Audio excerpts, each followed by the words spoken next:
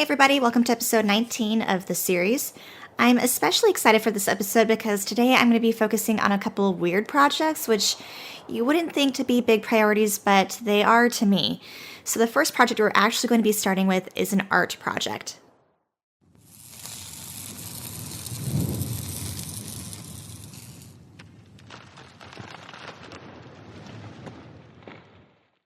So I think the big question is, why am I focusing on an art project of all things, especially when I'm not even moved into my new base yet. I'm still basically pulling all of my resources and products from the starter spaghetti base over here. Well, the reason is because in my planning stages, I'm trying to think of everything, including aesthetics and miscellaneous projects that really aren't important for the function of the base, but are important for my priorities like the beauty of the base. So I started planning this art project and I worked on it a couple hours the other night, and I ended up creating a blueprint in a creative world, and I'm going to be placing it in this area over here. So the reason why I wanted to plan an art project like this super early is because I needed to make sure that it fit in between all of my planned circles. So I actually had to move my circles for the top left and right portions a little bit more up and out. So those have been moved and they're still ghosted in. There's actually a little bit that has been filled in over here to the top right circle. But that means I now have enough space here in this kind of true center portion of the base for a cool art piece. And I'm going to show it to you in just a second here. We just have to go into the blueprints. And here it is. So this is the Soelless Gaming logo. This was inspired by Khalidimo's design for me that he did when he designed my logo for me. And basically I took his logo, I had it on my other monitor, and I just kind of went for it and designed it using lights and concrete here in the game. And this was all done in Creative World. And then once I had it how I liked it, I was able to blueprint it, and hence we're going to bring it over here. But this is over 2,500 lamps. It's got some substations, it's got some steel chests here in the middle, which shows me where the true center of the circle thing here is, and then a constant combinator so that we have all of the lights that will be turned on all of the time. So this will be a huge draw on my power, so it's not going to be installed anytime soon, but it will be a good guide for me to know where I'm going to be having it and just to make sure that I have room for this in the future, because I'm so happy with how this turned out. I definitely want to just start prioritizing my aesthetics earlier into the game compared to my 0.16 series, because I only began worrying about like the beauty components of the base until very late game, and by then I was pretty much done with the game, so I didn't really get to enjoy it as much. But with that said, you can see kind of here just how big it is, which is why I had to move out my top left and top right circles out a little bit. But I'm going to line it up here with the substations up here as the top that I have kind of as a guide. Whoop, there we go, and that looks good to me. So I'm just doing a shift left click and down it goes. So this won't get installed anytime soon, but now we're going to be jumping back in time, showing just how I went about creating this.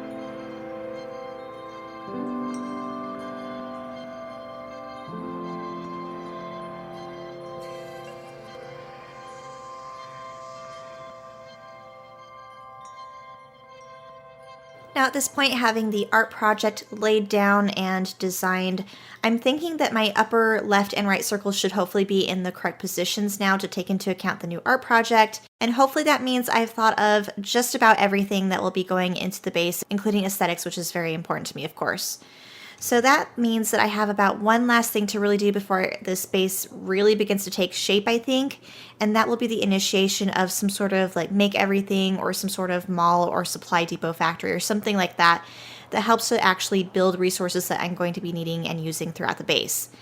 Now, I've been thinking about this for quite some time, and one thing I'm realizing is that my circle bus belt idea thing here has a couple flaws to it. One big flaw is that the resources will be most easily delivered to the outer portions of the circle, which means any factories that I have towards the inner circle will have a little bit of a hard time getting resources to it, I think, in an organized fashion.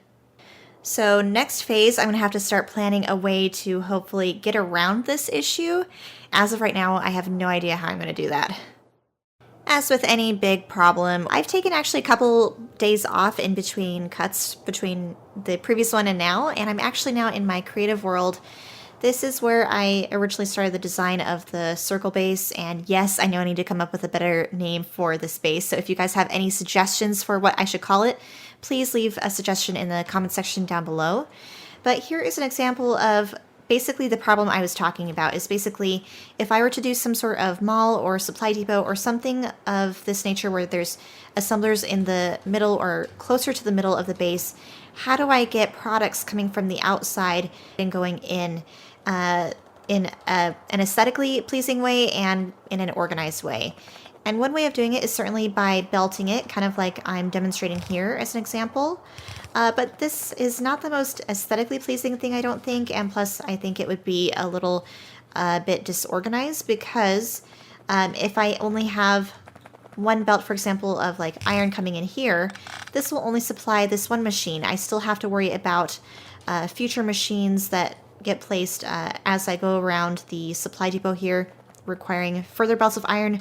So by the time this is all designed, I think it would just be rows and rows and rows of belts with iron and all sorts of miscellaneous products coming in towards the center, and it just wouldn't be 100% ideal. So I think I want to scratch the idea of having belts come in and basically feeding the resources from the car and onto these lines here. It just seems like a waste to me. So with that said, I do have a different idea in mind. Before we get to it, though, let me talk about this little design here real quick. This is something I've been playing with. I'm not saying this is the design that I'm planning on going with for sure. It's something that's to be determined and kind of in the works.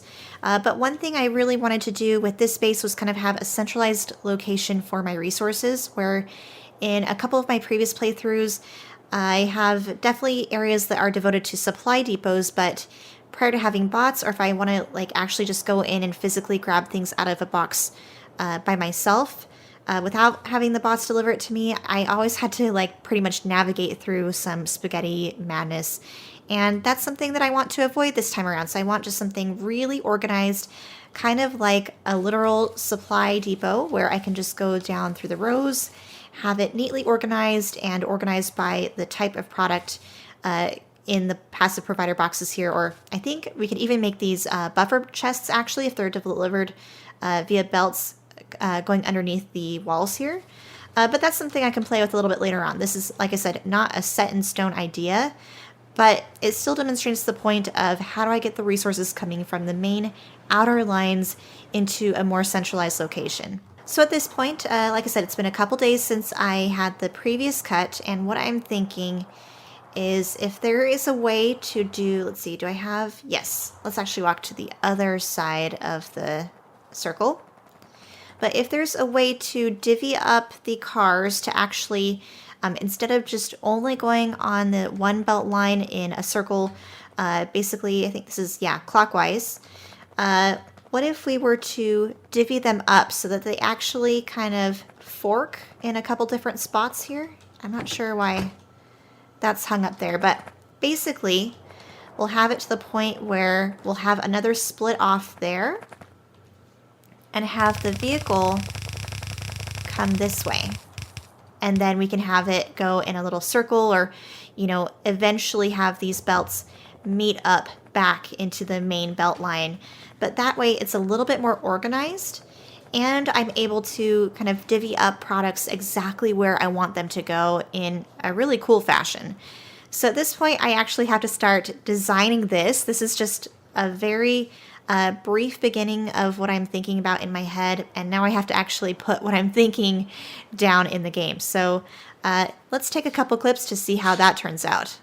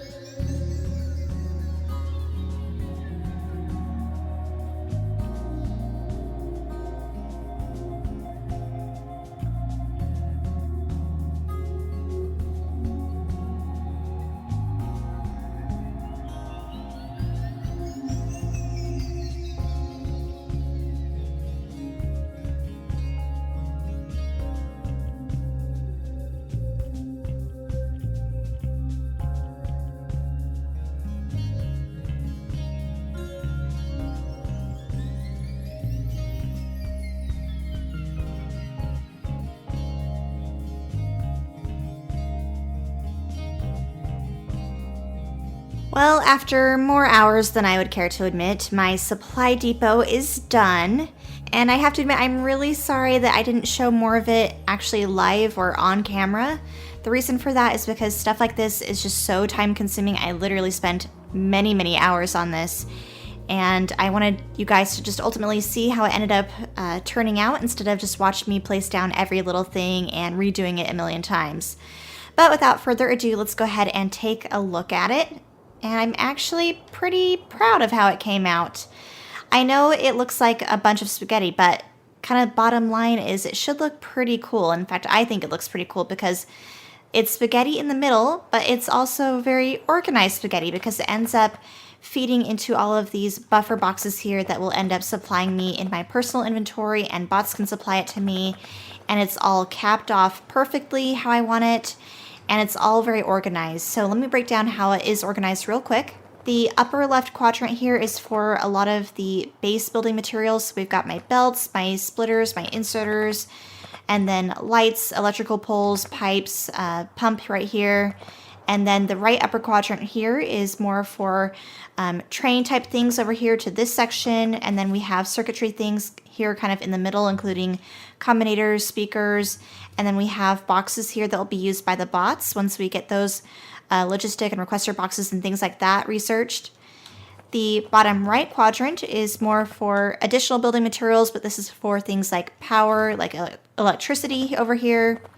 We have some oil products over here. We have more electricity, things like accumulators and solar panels in this shared box here. And then we have miners and smelting supplies over here, assemblers, and additional things needed throughout the base. Bottom left quadrant is also for building supplies. This is more for concrete and floor materials. And then this one is also more kind of random stuff. So we've got like barrels and the cliff explosives and engines and walls. We've even got some beacons here, and then I even have automatic assembly of the rocket silo. And then we have assembly of some of the turrets and things like that to defend ourselves. And then I have space over here for miscellaneous assemblers if I can fit them in the future or if they're needed. But these are just going to be storage for now. So it's going to be very well organized. You'll notice one thing I am missing is actually supply of ammo and all like militarization type things. So I plan on making a separate supply for that. I'm also missing assembly of bots, and I'm missing assembly of my modules, which I will plan on doing a separate supply depot for those types of things. But I think this is actually a pretty good start for a supply depot. It's very well organized. I think the most organized type of mall or supply depot that I've ever had before, in that it's very centrally located and easy access for all of the products. I don't have to go running through all of the spaghetti, even though it technically is spaghetti up here. But it's organized spaghetti. So that leaves me with one last thing to do, which is basically just to blueprint this, get it out of my creative world, and go ahead and build it in my real base. But I think I will be ending up saving that for episode 20, so bear with me. I hope you guys will continue to stick around for that episode when we're going to do a lot more stuff in the actual base. So as always, thank you guys for joining me. Let me know what you think of my plans and this design, and I'll be seeing you next time.